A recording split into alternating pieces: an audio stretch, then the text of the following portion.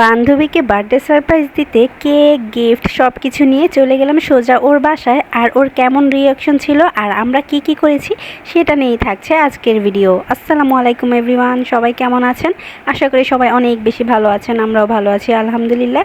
তো সর্বপ্রথম আমরা চলে গেলাম একটা বেকারিতে কেক কিনতে, দেখতেছিলাম কোন কেকটা আমাদের কাছে ভালো লাগে। দেন এই তো এই চকলেট কেকটা নিয়ে নিলাম। কেক নিয়ে এবার যেহেতু ওর বার্থডে, তো HBD দিয়ে আমরা এখানে আফা লিখতে বলতেছিলাম। ভাইয়াটা হাসতেছিল যেহেতু আমরা আফা বলতেছিলাম।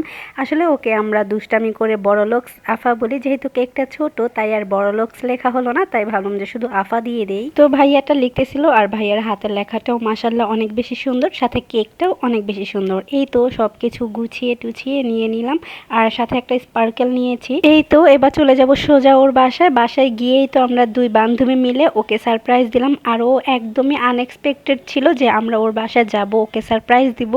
আর ওর বার্থডে ছিল, এটা আমরা ওকে উইশও করিনি। আসলে উইশ করেছিলাম এফবিতে স্টোরি দিয়ে, তবে ওকে হাইড করে দিয়েছিলাম যাতে করে ও আমাদের সাথে একটু রাগ করে থাকে।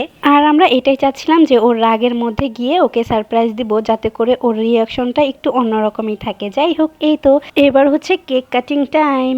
বার্থডে ছিল ওর, বাট ওই দিন এক্সাইটেড বেশি ছিলাম আমরা। আসলে ওর থেকে বেশি মজা মনে হয় আমরাই করেছি, বেস্ট ফ্রেন্ড বলে কথা, মজা তো করবই।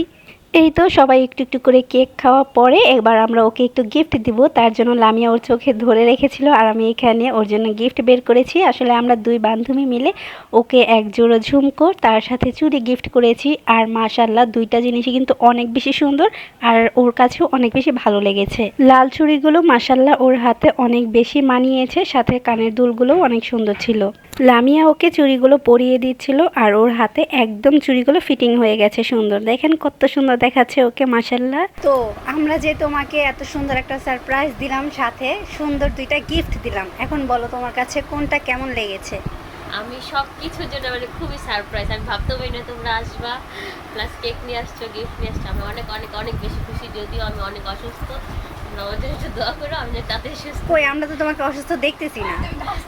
তোমরা আমাকে এই যে সুস্থ করছো, মানে কিছুটা হাসি আনন্দ। ও না, কথা সেটা না, কথা হচ্ছে যে তুমি আমাদের দেখে সুস্থ হয়ে গেছো। হ্যাঁ, এই যে আমরাই তোমার খুব বিরক্ত লাগে না, সমস্যা নেই।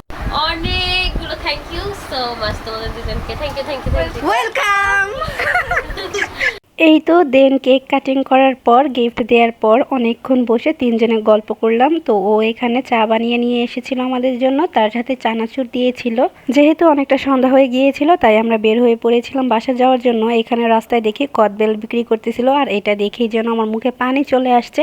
বাট এখন নতুন নতুন কদবেলের যেই দাম বাপরে, তাই আর কিনিনি। তো বাসা যাওয়ার আগে আম্মুর জন্য আমি এখানে চিকেন চাপ নিয়েছিলাম, আম্মুর এটা অনেক বেশি ফেভারিট। যাই হোক, এই ছিল আমার আজকের ভিডিওটা কেমন হয়েছে অবশ্যই কিন্তু কমেন্ট করে জানাবেন। টাটা, বাই বাই, আল্লাহ হাফেজ।